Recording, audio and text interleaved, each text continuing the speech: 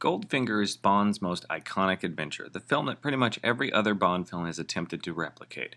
It's unfathomable the level at which James Bond entered public consciousness by the mid-60s. Bond was as big as the Beatles, a bona fide cultural phenomenon, something that someone born in the 80s just can't experience. Everything about the franchise was established here, even the parts that are kinda stupid. Goldfinger manages to display most of James Bond's horror spying habits and still make him the coolest fucker alive, which is how the franchise came into its own, really. James Bond's unwavering awesomeness, his ability to calmly deal with every situation with nothing more than a quirky remark and heaping helpies of 60s sexism, are what came to define the franchise instead of the sort of well-thought-out espionage thriller that From Russia with Love was. Let's start with the facts put forth in Goldfinger. James Bond is a terrible spy, and he will deviate from any mission to get laid.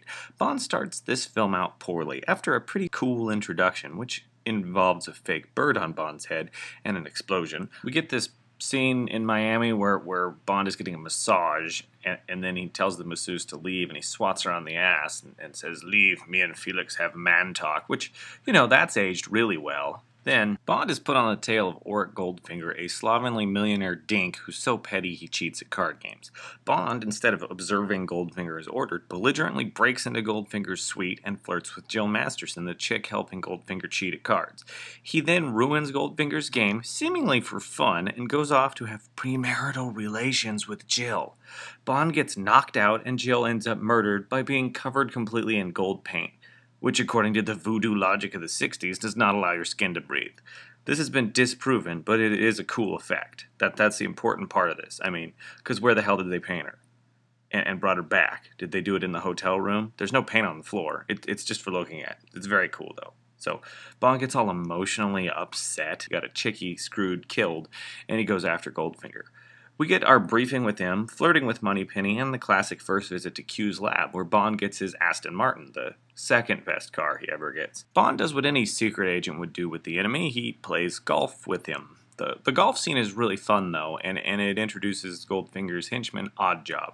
And his, introduction about throwing the hat and decapitating the statue is one of filmdom's classic moments. From here, Bond tails Goldfinger and meets up with Jill Masterson's sister, Tilly, who is trying to kill Goldfinger. Her story ends abruptly and really is pointless. Bond screws around with his iconic Aston Martin in an honestly clunky car chase scene that has Bond simply running through the car's features one by one.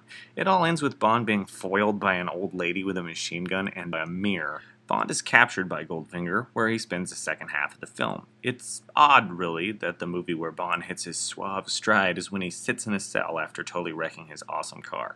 And on that awesome car, this is Bond's first absurd gadget and eventual hallmark of the series. It's all part of the plan to move him away from actual spy and closer to ridiculous superhuman. Goldfinger sets the standard for Bond, and in doing so puts cool above making sense. After Bond and Goldfinger's classic laser-to-the-crotch scene, Bond gets out of his fate by saying the name of Goldfinger's secret plan and bluffing his way into getting kept alive. While Bond is captured, he's put unrestrained on Goldfinger's private jet, where he meets Pussy Galore, another classic moment. It's just that Bond is captured, and he's got like 3 women, only one of which is sort of armed, on the plane. It's explained that Goldfinger went on ahead, but there doesn't seem to be any reason that Goldfinger isn't on his private jet, and Bond is. Bond doesn't really want to escape yet. He wants to see what Goldfinger's plan is, but Goldfinger doesn't know that, and it seems like he could just kick everyone's ass and take this plane really easily. It's not really meant to be thought about. Later, Goldfinger will outline his secret plan to a bunch of gangsters, and the scene is really just to show off the magnificent set, since Goldfinger abruptly gasses all the gangsters except one, and the one he doesn't gas is the one who didn't seem to want to partake in his plan. It really just shows that there wasn't any point to the scene other than to show the plan to the audience and show off the kick-ass set. So, anyway, Goldfinger is one of the few Bond films that doesn't stray too far from the novel. Only about 4 or 5 bear really strong resemblance to the novel they are based on.